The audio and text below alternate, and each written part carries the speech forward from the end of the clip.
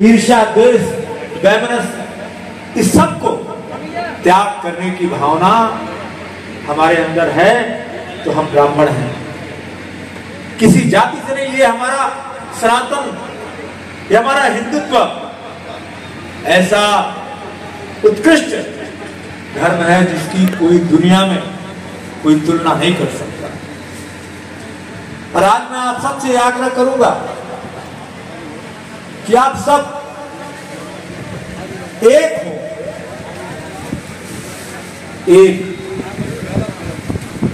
एक को हम द्वितीयो नास्ति। ब्रह्म भी एक है और हम अगर एक हैं तो हम ब्रह्म स्वरूप हैं।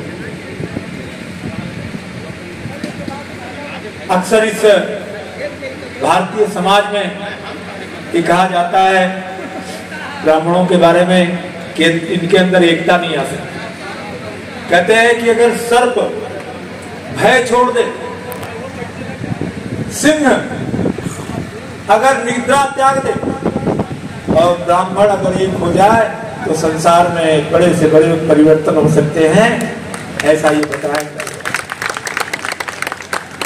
आज हम सभी को एक होने की जरूरत है क्योंकि आज पूरी दुनिया की दिशा वो गलत मार्ग पर जा रही है। पूरी दुनिया गलत मार्ग पर जा रही है। मानवता पर आज संकट खड़ा है और जब भी संसार पर, मानवता पर संकट खड़ा होता है, या तो फिर ईश्वर अवतार लेते हैं या फिर ब्राह्मण वो जागृत होता है, संसार को दुखों से मुक्ति दिलाने। हमारे सामने अनेक उदाहरण हैं। हम महर्षि दधीच का उदाहरण देखते हैं।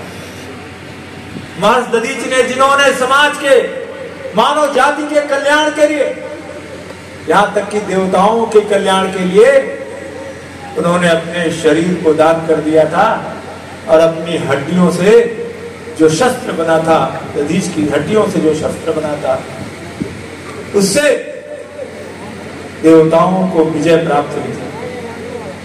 ऐसे प्रकृति का एक ब्राह्मण होता है।